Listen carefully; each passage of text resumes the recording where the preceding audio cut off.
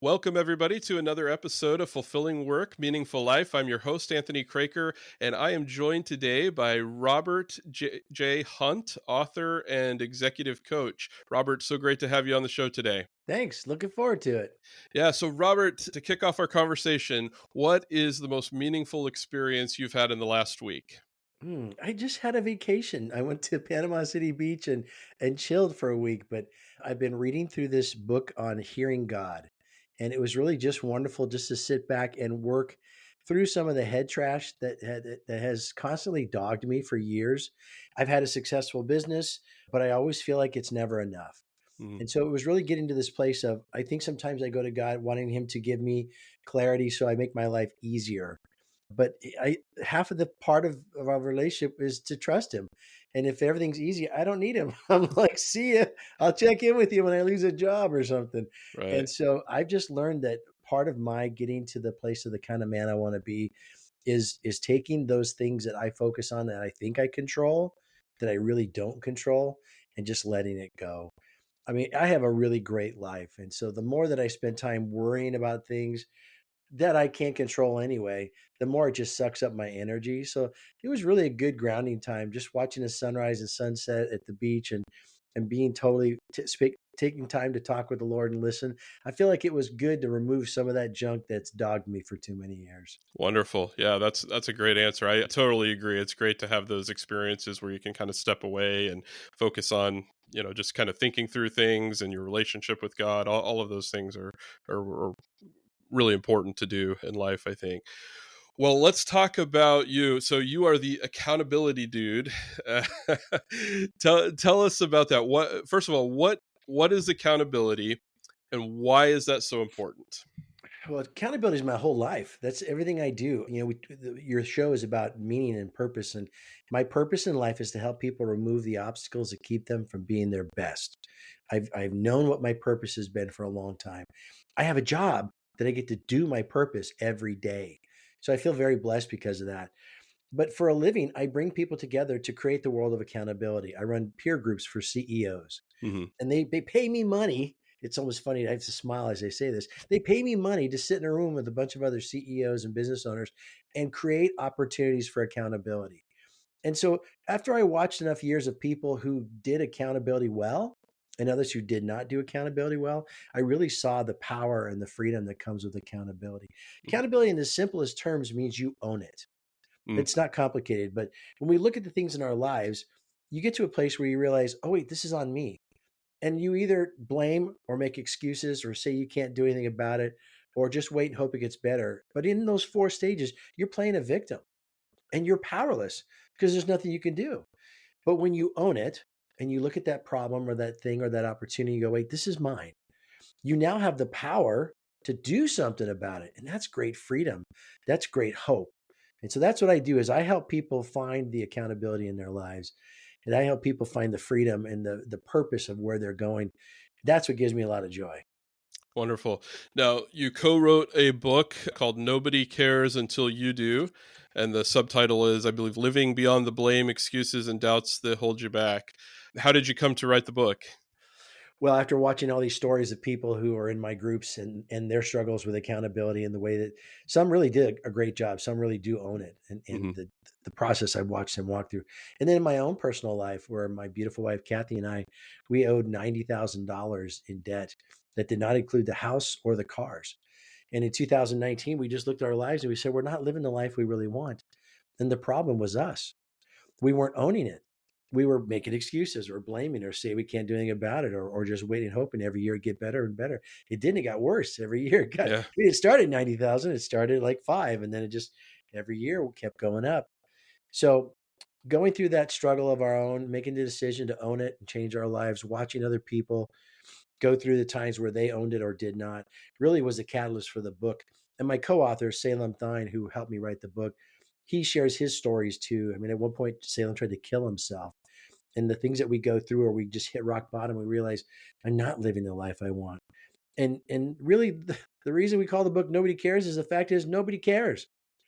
They really don't. I mean, if you Yeah. want to be miserable and broke and unhappy in your marriage and have horrible kids, nobody cares because they got so much of their own junk to deal with. They don't have the bandwidth to carry your load for you. But if you decide to own it and do something about it, there's a world of people who will come around you and encourage you and support you in the journey. Yeah.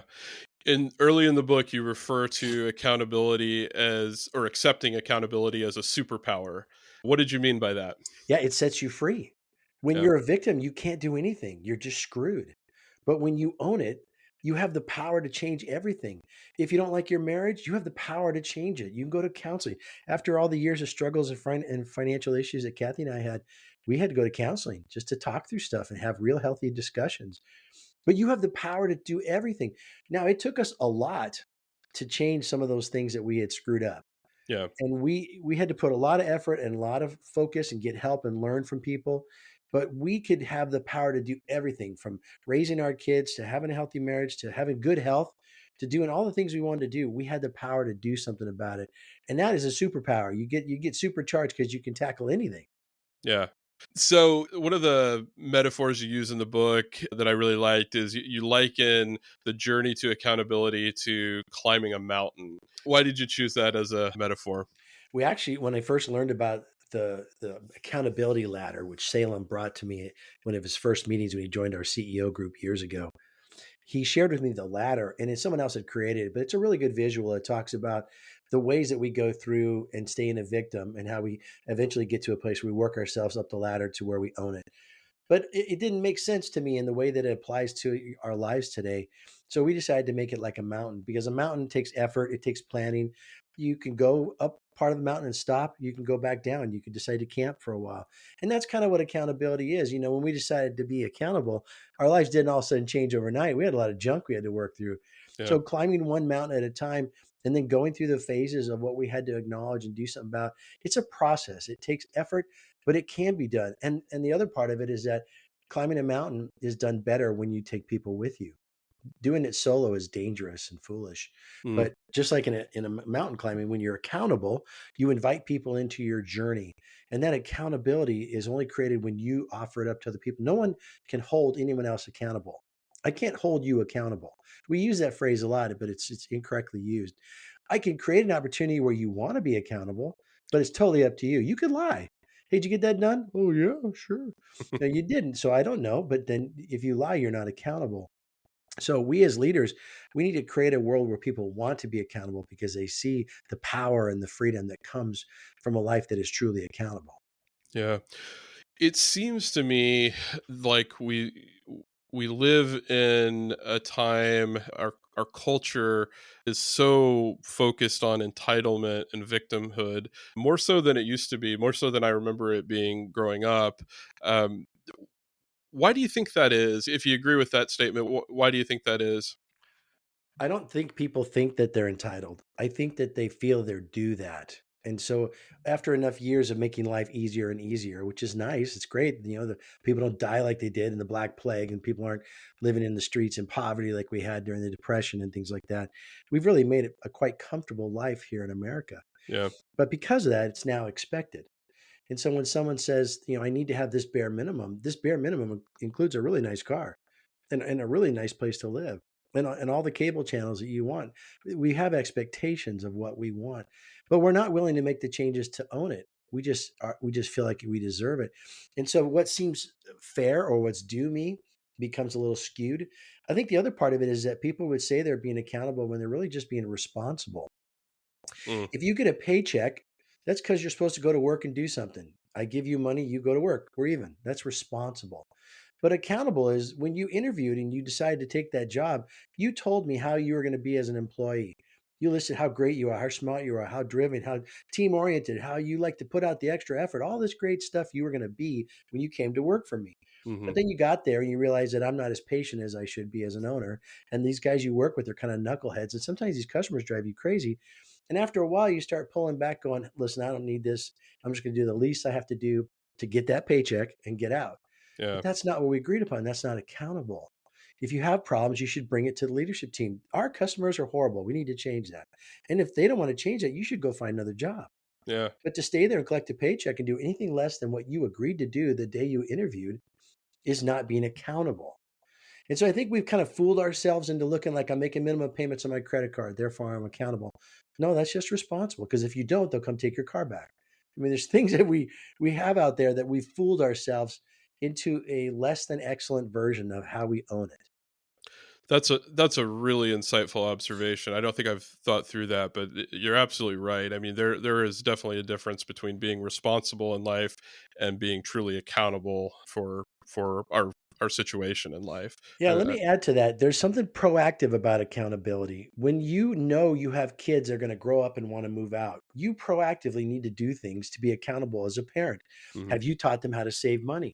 Have you taught them how to do laundry?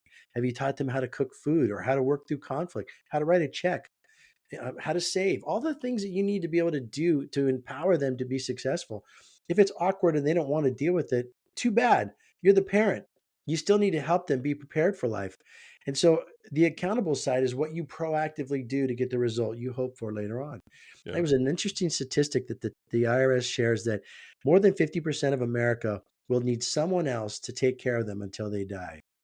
And so you got 40, 50 years to plan your retirement, and we still all end up broke and Yeah. desperate for enough money to eat. How messed up is that? If you knew you had this thing coming, and we all know we're going to get to an age we can't work anymore, you should aggressively be planning ahead proactively to put away money for your medical bills, for your place to live, buy a house and pay it off. Yes, I want a vacation. Yes, I want a cool car, but I'm being accountable to the life I live and the future I'm going to face by maybe deferring a little bit of a car. Maybe only take one vacation a year. Maybe it's just go to see the relatives and stay at their house. We all can make choices, but if you're not proactively doing what you know you need to do to get the result you're looking for, you're truly not accountable. Yeah. You know, there are obviously circumstances in life that are going to be completely outside of our control, right? I mean, we don't get to control what family we're born into. Some people are born with physical and mental disabilities. We don't control whether we get laid off if a company's downsizing, right? There's all these things that are outside of our control, and it's easy to kind of get caught in that mindset of, oh, we're stuck where we're at because of these circumstances that are outside of our control. How can somebody develop an accountability mindset even when it feels like the hand that they're dealt seems pretty tough or even unfair? Yeah, no, that's a great question because there are circumstances where you are truly a victim of something. When I was a kid, my dad was a very angry person Hmm. and he beat my mom and my sisters and Mm. brothers. And then when my mom found out that she was pregnant again, even though he said he had a vasectomy, but he did not. I don't Yeah. know how she bought into that. But then she was pregnant with me. And all of a sudden, she had a choice to make. What do I do with this? I've got an abusive husband who is scary and horrible and can't keep a job. Do I let this baby come to this world and put him into this home with this guy? But my mom believed that all life is precious, that God creates life. And so she made the choice to own that. That was her choice to live with that guy and stay in that circumstance. Of course, in those days, people stayed in those worlds, in those situations, and it was kind of the normal, but still dysfunctional. Yeah. But my mom, who was a victim truly, decided that she would not compromise what she knew what was right before God because of the bad behavior of my father. And so I think there are things in life that where we are victimized, but that does not mean we have to stay a victim. That means you make a choice. That means you press through things. That means you get help. I know it is hard if you lose a job or if you come from a poor family or if you have some other health issue that's out there. Those are real things. But the world is full of people who are ready to help you if you want it. There's a lot of help out there. And so if you're going to be honest about it and say, I need help, there will be people who will help you. And if you've pissed off everyone in your family so they don't want to talk to you, you might need to humbly go back and try and apologize and rebuild that relationship so you have people who can care for you. Or maybe you go out and find another family that can adopt you and care for you. There is always some way to deal with everything in life. And that's why you have to be radically vulnerable if you want to have real accountability in your life. You cannot be accountable without being vulnerable. And when you let people know your challenges and struggles, they have the opportunity to care for you and help you because we all want that. Yeah. This may sound like an odd question, but it's something I've been kind of thinking about. And as I was reading your book, I was thinking about it even more. And I hope the way that I frame this doesn't come across as harsh or sound unkind, because that's certainly not the way that I mean it. But my question is, do you see any correlation between empathy and a lack of accountability. And let me explain what I mean by that. Empathy generally is, I think, a good virtue to have, right? It helps us to see things from other people's perspectives. It helps us to have greater compassion, which can, help us be mindful of opportunities to serve and to help, like you were just talking about. But sometimes I see things that make me kind of question is whether or not there's such a thing as too much empathy. So for example, a lot of times I'll see on social media, friends that I'm connected with or whatever, they kind of complain about their problems, or vent about whatever it is, health challenges, financial challenges, you name it, the politics of the day affecting their happiness, whatever it is. And then I see some well-intentioned people kind of chiming in on the comments and kind of affirming those ideas, I think in an attempt to show empathy and to try to show compassion. But I wonder if that's not counterproductive. It And is. that's just one example, Yeah. right? Social media, I mean, we do that in other settings too. But Right. yeah, it's what are your thoughts on that? Well, it is counterproductive. Empathy doesn't mean I'm endorsing your stupidity. What we're wanting to do is to encourage people to be the best version of themselves. And Yeah, if someone just likes to piss and moan about everything in the world, all they're doing is building anger and bitterness inside their own lives. It affects the way they look at the world and how they treat people. You're not helping them by joining in with that. Instead, you could challenge them. Hey, why do you feel so mad about that? How does that really affect you? Because there's an awful lot to work on in our own world with our own junk right now. For me to be having anger and rage about what Trump's doing or Elon's doing or other parties are doing, man, my world is like this big. I yeah, live in Frisco, Texas. And if I just love my neighbors and care for them, and I take care of my clients and look out for them, and I love my wife and serve her, and I take care of my kids, that alone is a full time job. yeah, And so I don't know how we have the bandwidth to get out and start being concerned ourselves about everything everywhere. Not that you put your head in the sand, but the amount of rage that goes on that's out there is not productive. So if you really love someone, you see them on a tirade like that, you've got to challenge them. How does that help you be a better human for you to spout all that off? How does it help you reach your goals? What does that do for you? And really, sometimes we speak truth and love to people and they don't want to hear it, but you still should say it. It's really about helping them be the best version of themselves. And they're not always open to receive it, but hopefully you've got the kind of relationship where you can speak truth to their lives and they'll go, right. okay, maybe I'm over the top on that. But we don't need to endorse each other's attitudes that are self-destructive. Yeah, yeah, very well said. So as we're wanting to take accountability and we're wanting to, climb up the mountain, what are some practical steps we can take to ascend and get to that summit point? Yeah, the first thing is to take our satisfaction assessment. It's in the book. And if you Hmm. didn't buy the book, you can go to our website, nobodycaresbook.com, and you can take it for free. We don't collect your information because we thought, well, that might inhibit someone for actually being honest if we knew who they were. So we just let you do it for free and get your own report. But we want you to look at that honestly and say, how satisfied am I with my marriage? How satisfied am I with my job? And really, really be honest with yourself because this is just for you. And then once you've laid that out, ask yourself why. Why am I not satisfied with my health? Why am I not satisfied with my finances? What is it about my life that I don't like right now? And then when you figure out why, you might find that you're in one of those traps of blame, make excuse, say I can't, or I wait and hope. And if you can identify those places, you can break past them.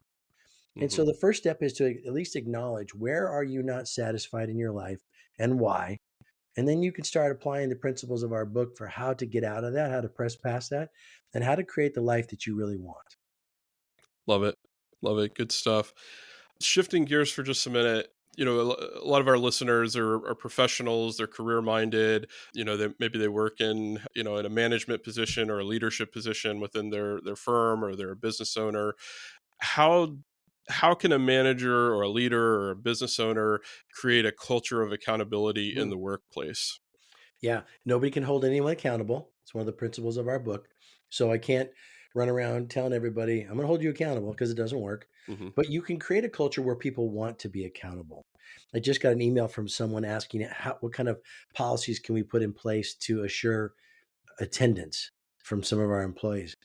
The bigger question is, why don't they want to go to work? You know, you put in a policy that says you can have this many late things and this many days off and this many half days to go over. Why not just ask, why don't you want to be here? Yeah. Maybe their life's in the toilet and you need to give them some time to work from home for a while while they're working through some personal issues.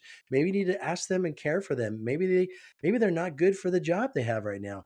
But just to try and implement some kind of a rule that can say, well, you've had 3 of these absences and 2 of these late, so you're out. You're not actually helping anybody. So there's no accountability created in that. There's discipline created in that. And so you as a leader, you have the opportunity to model accountability. You say you want a company that looks like that. The only one accountable to that is you because you drive it, you create it, you organize it, you treat people a certain way, and then you hope to get the result you want. But you own that. And if you've Mhm. got people who are mad and angry and unhappy at work and you just ignore it, you're not being accountable. And if people see you're not accountable, why should they be accountable? So we try to push everything down to the lowest worker, but the reality is if it's not bought into at the top, it usually doesn't go anywhere. So the way you create a culture of accountability is by modeling it, by you having accountability in your life and showing other people the freedom and the power that comes from a life that is truly accountable. Love it. Love it. And maybe buy your book for your employees so they can read it, right? That's right. Buy a copy for every one of them.